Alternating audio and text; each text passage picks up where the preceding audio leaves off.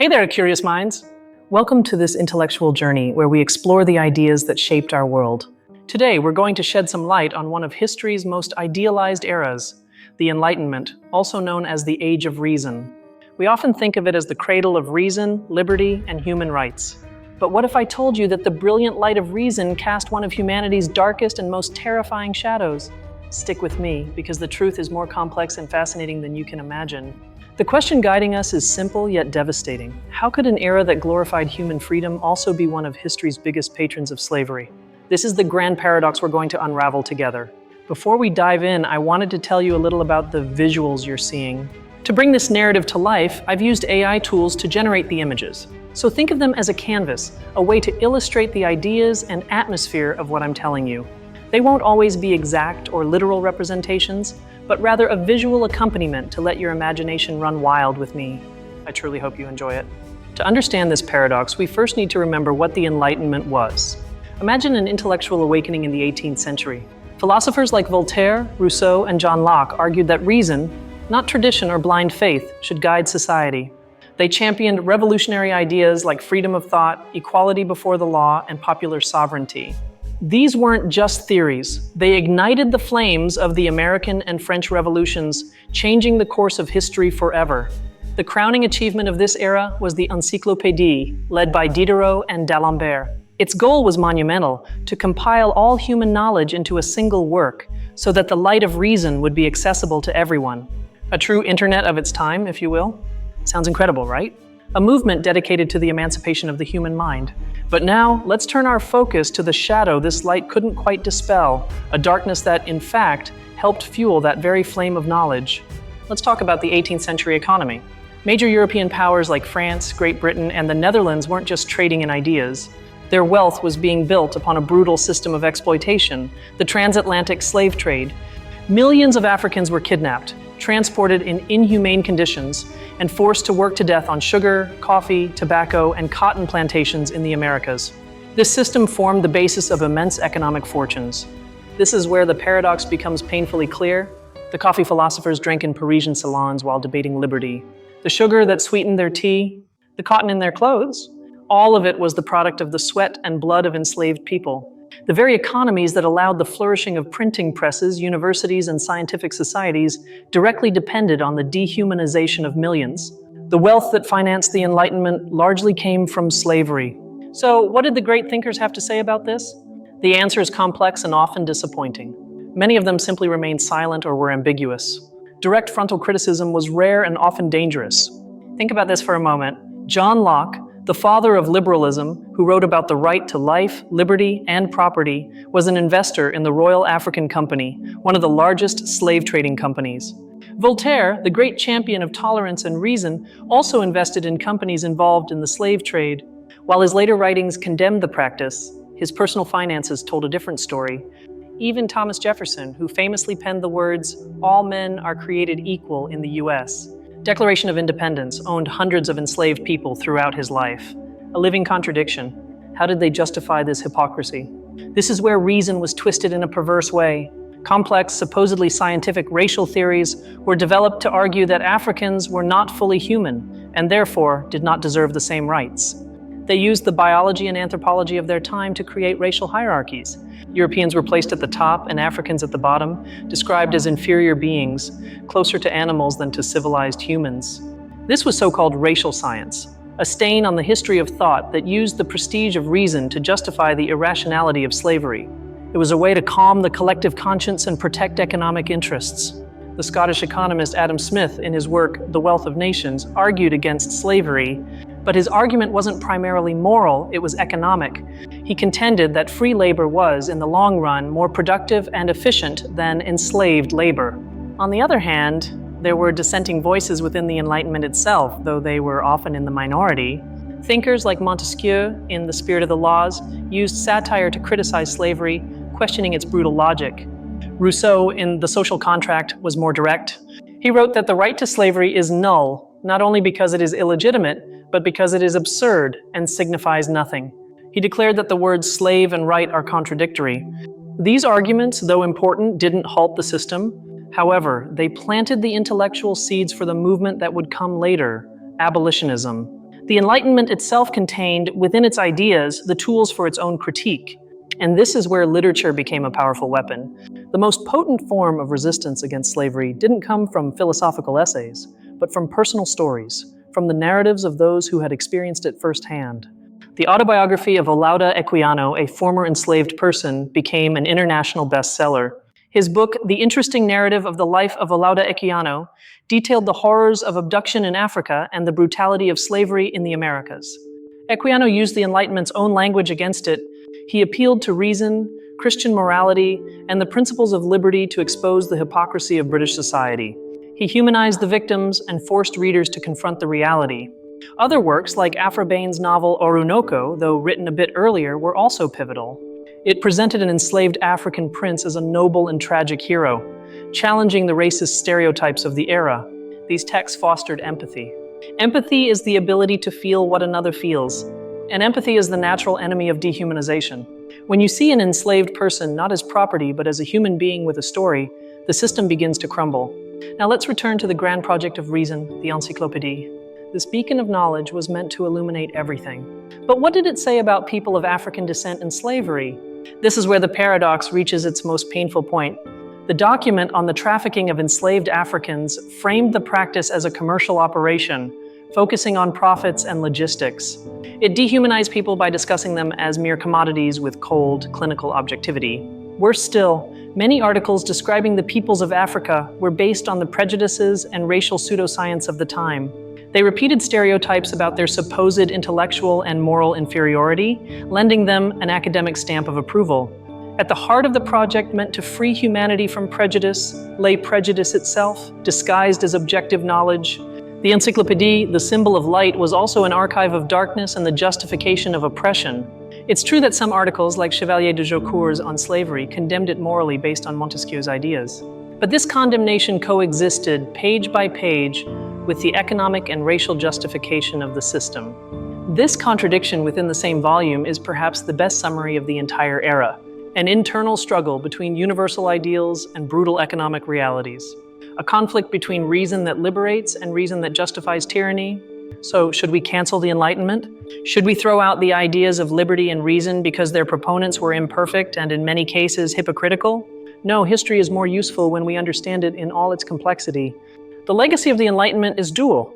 It's a legacy of incredibly powerful ideas that continue to inspire movements for justice around the world. The language of human rights we use today was born in that era, but it's also a legacy of warning. It teaches us that great ideas can be corrupted. That reason can be used to justify the unjustifiable, and that intellectual progress doesn't always go hand in hand with moral progress. The history of the Enlightenment and slavery forces us to look critically at our own heroes and ideas. It compels us to ask, what injustices do we accept today as normal or necessary in our own society? It's a lesson about the importance of consistency between what we say and what we do. The Enlightenment philosophers gave us a map to freedom, but many of them weren't willing to follow it all the way. It was the abolitionists, both black and white, who took those ideas and carried them to their logical conclusion, arguing that if freedom is a universal right, then it can't have exceptions based on skin color. The struggle for abolition, culminating in the 19th century, was, in many ways, the true culmination of the Enlightenment. It was the moment when the era's promise finally began to apply to all of humanity, not just a European elite. So, in studying this period, we don't find pure villains and heroes. We find complex human beings full of contradictions, capable of conceiving the most sublime ideas of liberty while participating in the most abject forms of oppression. Understanding this paradox is crucial. It protects us from cynicism, from thinking that all ideas are useless. And it also protects us from idolatry, from blindly accepting ideas without examining the actions of those who propose them. The light of reason isn't a switch you can just flip on and off.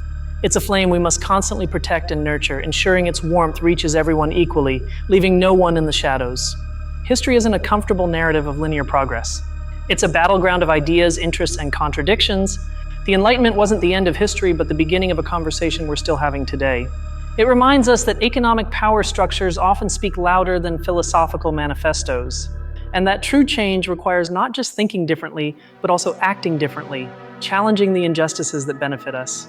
The narratives of enslaved people teach us that the perspective of the oppressed is fundamental to understanding the full truth of an era. History written only by the victors or the privileged is always an incomplete story. This history shows us that modern racism wasn't simply a product of ignorance, but was constructed and refined by intellectuals to serve an economic purpose. It was a tool of dehumanization crafted by reason.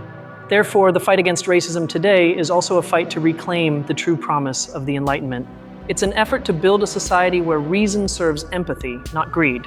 The next time you hear about the Age of Enlightenment, remember the full story. Remember the brilliant light of its ideas, but never forget the profound shadow that made it possible. Both are part of our legacy. Knowledge gives us power. The power not to repeat the mistakes of the past and to build a more just future. Knowing the contradictions of the Enlightenment doesn't weaken it. Rather, it gives us a more honest and human view of history. It teaches us to be skeptical when presented with perfect utopias or flawless heroes. Humanity is a tapestry of light and darkness, and history is the study of how we've navigated that duality over time. The ideas of the Enlightenment are like fire. They can warm a home and light the way, or they can be used to set the world ablaze. The responsibility for their use always lies in the hands that wield them. The critique of slavery within the Enlightenment, though a minority view, was the antibody the system itself generated. The idea that all humans possess reason was the argument that ultimately made the idea of some owning others unsustainable. The abolitionist movement used printing presses, pamphlets, essays, and public meetings, all tools refined during the Enlightenment, to spread its message. They used the enemy's own weapons to tear down its walls. This history leaves us with an uncomfortable yet necessary question. What are the blind spots of our own era? What practices do we normalize today that future generations will look back on with the same horror with which we view slavery? Studying literature and history isn't just about accumulating data. It's about developing the wisdom and humility to recognize our own contradictions and actively work to overcome them. So, the Enlightenment isn't a story of simple hypocrisy, but one of an agonizing and complex struggle to define what it means to be human in a world where economics and morality were in open warfare. The next time you watch a movie or read a novel set in the 18th century, with its elegant salons and powdered wigs, remember the invisible infrastructure of suffering that underpinned all that splendor. History is both what is seen and what is hidden. The voices of people like Olaudah Equiano or Phyllis Wheatley, the first African-American poet to publish a book, are crucial. They weren't footnotes in history, they were protagonists who used their words to reclaim their humanity. Their existence and work were a living refutation of racial pseudoscience. They demonstrated that genius, creativity, and reason had no color. Literature became the battleground for the soul of humanity. The debate didn't end in the 18th century. The aftershocks of this moral earthquake continue to this day in discussions about reparations, racial justice, and the legacies of colonialism. The past isn't dead, it's not even past. Ultimately, the story of the Enlightenment and slavery is the story of an idea that was greater than its creators. The idea that all men are created equal was so potent that even its own authors, with all their flaws, couldn't contain it. That idea, once unleashed upon the world, began to act on its own. It was taken up by the oppressed, the enslaved, women, the colonized, and used as a battering ram against the doors of injustice, time, and again. That's why it's so vital to study this period. Not to find easy answers, but to learn how to ask the difficult questions. To understand that progress isn't guaranteed, instead it's the result of a constant struggle. Remember that the word enlightenment can also mean to enlighten or to bring to light. And giving birth is a painful, bloody process full of contradictions, but one that ultimately brings something new and valuable into the world. The Enlightenment gave birth to the modern world with all its glories and its problems. Our task is to take the best of its legacy, critical reason, the defense of rights, and apply it to heal the wounds its own shadow left us. The true tribute to the Enlightenment isn't to ignore its flaws, but to overcome them. It's to build a world where freedom isn't the privilege of a few, financed by the suffering of many, but the undeniable right of all. History, as you see, isn't a collection of dead facts. It's a living conversation with our present. It challenges us, makes us uncomfortable, and ultimately illuminates our own place on humanity's long road. Encyclopedism taught us to value knowledge. Abolitionism taught us to value humanity. True wisdom lies in the union of both, knowledge that serves justice and justice informed by knowledge. Slavery was abolished, but the ideas that justified it, racial hierarchies and dehumanization for economic gain, are incredibly resilient. They continue to mutate and reappear in new forms in our world.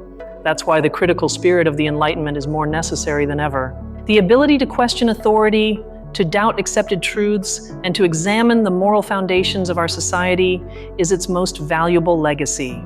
Freedom isn't a destination you arrive at, it's a horizon you're always chasing. Every generation has its own struggle to expand the circle of dignity and inclusion. Ours is no different. We must learn to live with complexity, to accept that the sources of our most cherished ideas can be contaminated and that our task is to purify them, not abandon them.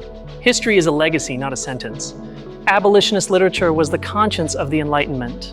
It reminds us that real progress often comes from the margins, from the voices power tries to silence. We must learn to listen to those voices. When Diderot was compiling his encyclopédie, was he aware of the contradiction? Probably. That's perhaps the most human lesson of all, the human capacity to hold two opposing ideas at the same time, that of universal liberty and that of particular slavery. The dark secret of the Enlightenment, in the end, isn't just slavery. It's the revelation that reason without empathy can become the coldest, most efficient monster. Reason must be guided by the heart. So, in the end, the story of the Enlightenment isn't one of condemnation, but one of profound and sobering humanity. It shows us what we're capable of, for better or worse, and challenges us to choose the better path. I hope this journey through the light and shadow of the Enlightenment has been as fascinating for you as it was for me. It's a topic that forces us to think, to question, and above all, to feel. Remembering these complexities makes us more conscious and critical citizens. It helps us understand the roots of many problems we face today and gives us tools to imagine a better, more coherent world. History, at its best, is a mirror. Sometimes we don't like the reflection it shows us, but it's essential for understanding ourselves. And only by understanding ourselves can we truly improve. In summary, the Enlightenment wasn't a golden age of pure reason. It was a battleground between revolutionary ideals and brutal economic realities. Its legacy isn't a marble monument, but a wound we are still trying to heal and understand today. Light and shadow will always coexist. Our task, inspired by the lessons of the past, is to work tirelessly so that the light of human dignity shines a little brighter and reaches every corner of the world. Thank you so much for joining me on this deep and necessary analysis. Your curiosity and your time are the engine that drives this space of knowledge. If this journey has brought you value, please consider subscribing and hitting that notification bell so you don't miss our future explorations. And now I ask you, what other great paradox of history would you like us to unravel? Let me know in the comments below.